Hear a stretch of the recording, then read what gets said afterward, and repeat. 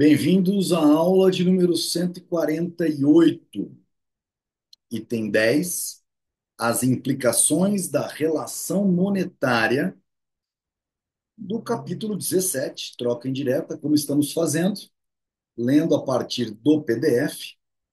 Então, vamos para a tela.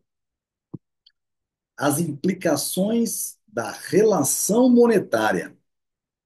A estrutura de preços, ou seja, a relação de troca entre a moeda e os bens vendáveis, é determinada exclusivamente pela relação monetária, isto é, pela relação entre demanda e a oferta de moeda.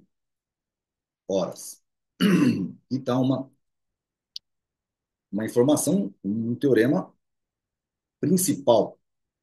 A estrutura de preços, ou seja, a relação de troca entre a moeda e os bens vendáveis, é determinada exclusivamente pela relação monetária, isto é, entre a demanda e a oferta de moeda.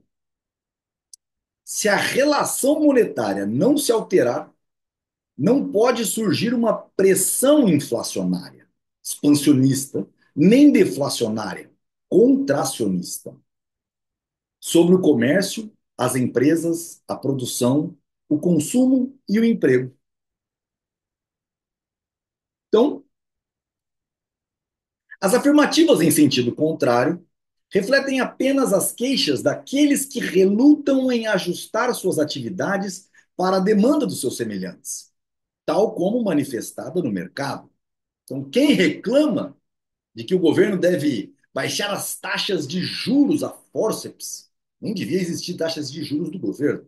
Juros nós vamos ver que são os juros originários e pronto. Mas quem quer políticas inflacionistas, expansionistas, é porque não está se ajustando às questões naturais do mercado. Não é graças a uma alegada escassez de moeda que os preços dos produtos agrícolas são insuficientes para assegurar a agricultores submarginais os ganhos que eles gostariam de oferir. A causa do infortúnio desses agricultores é que existem outros agricultores produzindo a custos menores. Vou deixar aqui também grifado, para que fique na cabeça de todos que trabalham no agro também. Né? Mas isso não acontece só no agro, óbvio, isso acontece em todos os setores do mercado.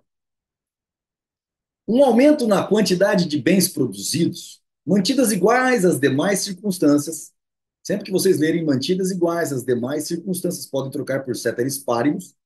Um aumento na quantidade de bens produzidos, ceteris paribus, deve provocar uma melhoria na situação das pessoas. Olha que coisa importantíssima.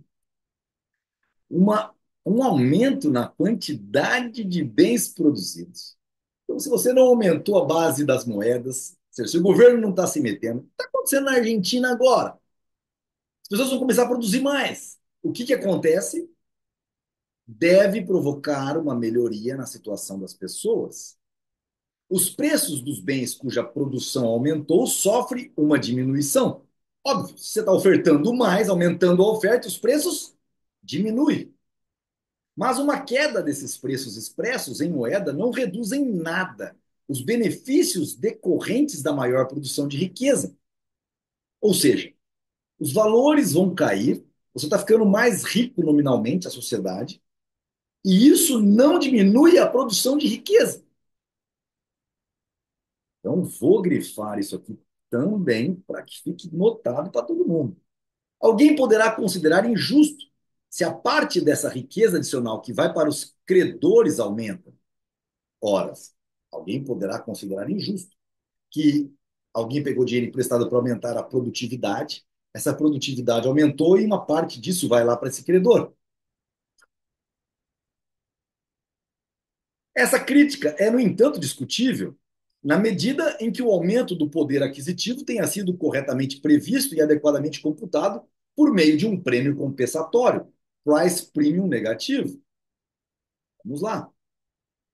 Sobre as relações existentes entre a taxa de juros e as variações no poder aquisitivo, ver adiante capítulo 20, sobre as relações existentes entre taxa de juros e as variações no poder aquisitivo. Então, o que Mises está dizendo é assim, ó, não houve aumento de base monetária, houve um enriquecimento das pessoas. Alguém emprestou dinheiro pensando nos juros compensatórios, e se essa pessoa ficou mais rica, ela foi remunerada mais do que deveria.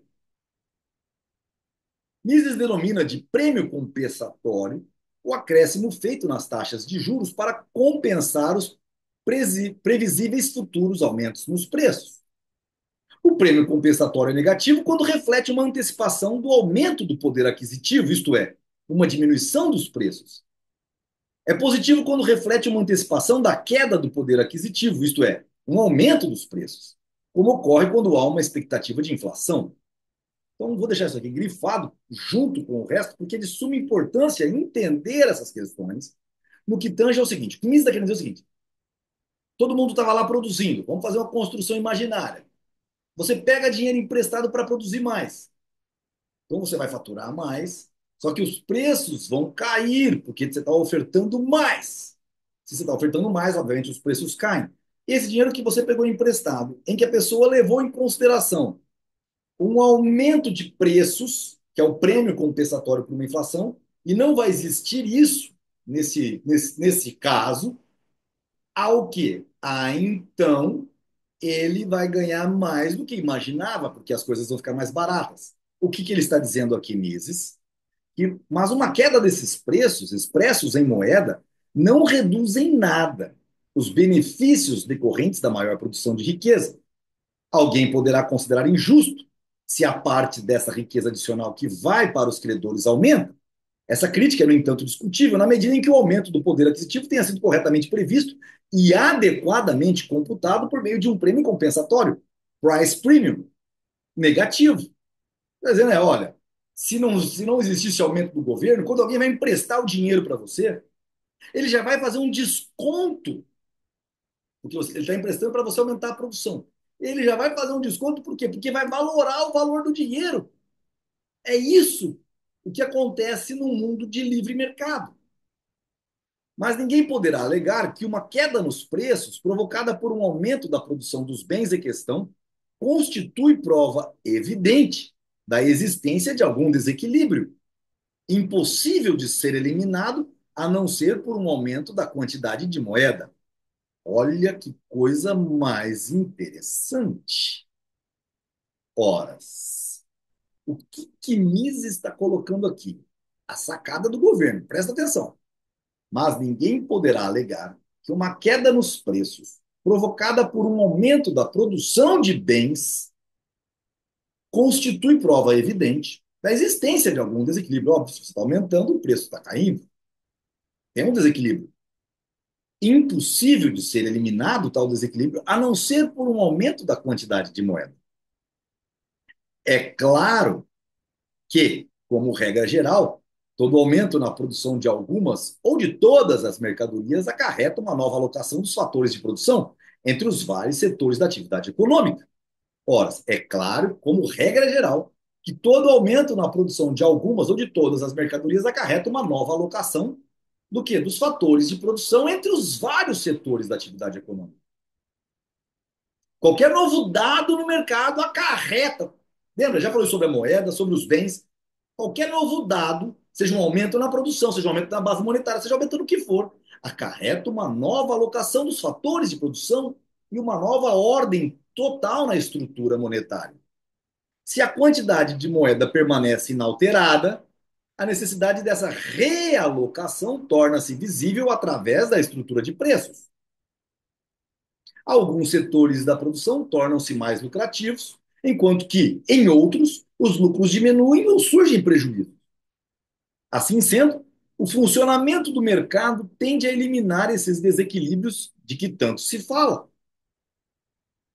Assim sendo, o funcionamento do mercado tende a eliminar esses desequilíbrios de que tanto se fala. É possível, mediante um aumento na quantidade de moeda, retardar ou interromper esse processo de ajustamento. É possível iludi-lo ou torná-lo menos doloroso para aqueles que terão de suportá-lo. E por que você está grifando isso, Rodrigo? Que agora vocês vão entender uma coisa importante, importantíssima. E eu falo isso muitas vezes, alguém já deve ter ouvido eu falar isso. É possível, mediante um aumento na quantidade de moeda, retardar ou interromper esse processo de ajustamento? É impossível iludi-lo ou torná-lo menos doloroso para aqueles que terão de suportá-lo. Ou seja, toda vez que o mercado se torna mais produtivo, é bem capaz de que empresas desapareçam e só fiquem as mais produtivas. No entanto, o governo, como não é bobo, com a justificativa de ser possível, mediante o aumento na quantidade de moeda, retardar ou interromper o processo de ajustamento, onde pessoas iriam quebrar, ele cria uma coisa chamada metas de inflação. O que é essas metas de inflação? É justamente esse aumento de base monetária, mais ou menos calculada pelo volume de riqueza que estaria sendo colocada no seu e no meu bolso por um aumento da produtividade, que o governo nos rouba com a justificativa de ser possível, mediante a esse aumento na quantidade de moeda, de retardar ou interromper esse processo de desequilíbrio que pode ser doloroso para aqueles que terão de suportá-lo. Então, eles criam isso e te roubam 4, 5% ao ano da sua riqueza. Continuando. Se as mudanças de origem monetária do poder aquisitivo da moeda, decorrentes de medidas do governo, resultasse apenas em transferência de riqueza de algumas pessoas para outras, não seria admissível condená-las com base na neutralidade científica da Cataláxia. Obviamente, pretender justificá-las como convenientes ao bem comum ou à prosperidade geral é, sem dúvida, uma fraude. E aqui vai grifo. Mas, ainda assim, alguém poderia considerá-las como medidas políticas adequadas a favorecer os interesses de alguns grupos de pessoas à expensa de outros, sem que haja as maiores inconvenientes. Não obstante, existem outras consequências a considerar. Não há necessidade de salientar as consequências que uma continuada política deflacionária forçosamente provocaria. Ninguém defende tal política. Ninguém defende política deflacionária ou inflacionária. As massas, assim como os intelectuais e políticos sequiosos por aplausos, são favoráveis à inflação. A propósito dessas tendências, devemos enfatizar 3 pontos. Primeiro, uma política inflacionária ou expansionista provoca, inevitavelmente, por um lado, uma exacerbação do consumo e, por outro, investimentos equivocados, futuras empresas que irão quebrar. Assim sendo, desperdiça capital e dificulta a satisfação de futuras necessidades.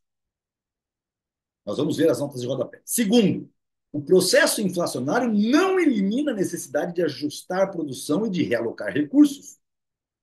Meramente atrasa esse ajustamento, tornando-o mais e ser adotada como uma política permanente, porque necessariamente em longo prazo resulta no colapso do sistema monetário.